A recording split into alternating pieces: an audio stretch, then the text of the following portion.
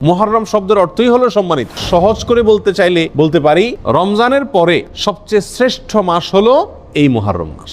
মুহররম মাসের একটি বিশেষ করণীয় আছে, আর সেই করণীয়টা হলো আমরা সংক্ষেপে আজকে জেনে নিব যে মুহররম মাসের কি গুরুত্ব কোরআন এবং হাদিসের দৃষ্টিতে আছে, এবং এই মাস উপলক্ষে একজন মুমিনের জন্য কি কি করণীয় আছে, আর এই মাস উপলক্ষে একজন মুমিনের জন্য কি কি বর্জনীয় আছে। আল্লাহ যে মাসকে সম্মানিত বলে ঘোষণা দিয়েছেন, মর্যাদাপূর্ণ বলে ঘোষণা দিয়েছেন, সেই মাসগুলো কখন আসে কখন যায়, বা কোন কোন মাস সম্মানিত মাস, কোন কোন মাস সাধারণ মাস, এই সম্পর্কে আমাদের সমাজে খুব একটা ধারণা নাই বললেই চলে।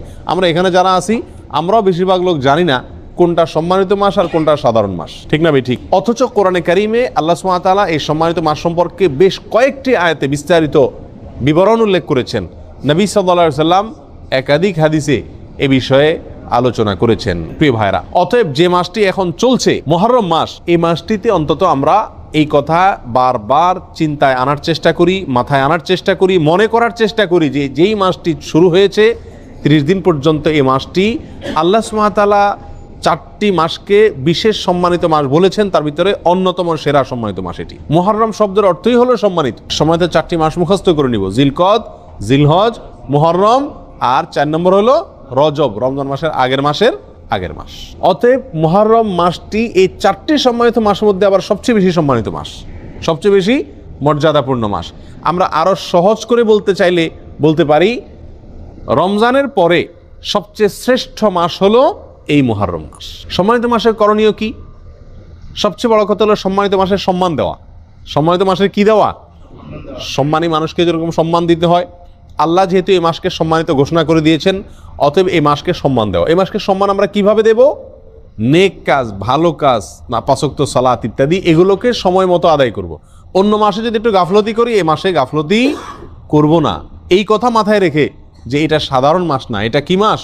সম্মানিত মাস। মুহররম মাসের একটি বিশেষ করণীয় আছে, আর সেই করণীয়টা হলো এই মাসে বেশি বেশি নফল রোজা রাখা, নফল সিয়াম রাখা।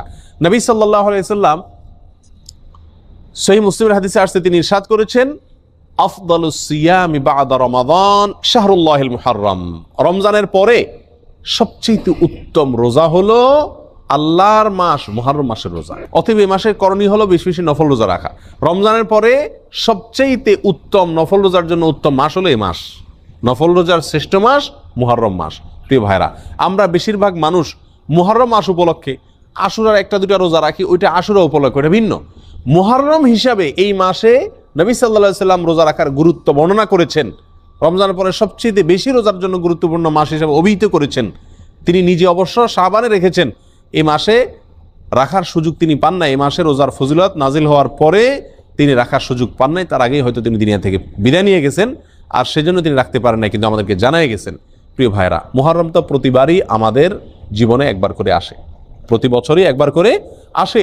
এই মুহররম উপলক্ষে যদি আমি 1-2টা রোজাও রাখতে না পারি, তাহলে আমি কি জবাব দেব রাসূলুল্লাহ সাল্লাল্লাহু আলাইহি ওয়াসাল্লামের কাছে? কথা বুঝে আসছে? এই মুহররম উপলক্ষে যদি 1টি রোজাও আমি না রাখি, তাহলে নবী সাল্লাল্লাহু আলাইহি ওয়াসাল্লাম যে মাসে রোজার এত গুরুত্ব বর্ণনা করছেন, সেটাকে আমি কোনো কি করলাম না, কেয়ারই করলাম না, পাত্তাই দিলাম না, ঠিক না ভাই? ঠিক। এই জন্য ভাই, সুযোগ অনুযায়ী অন্তত 1-2টা রোজা হলেও রাখার চেষ্টা করি।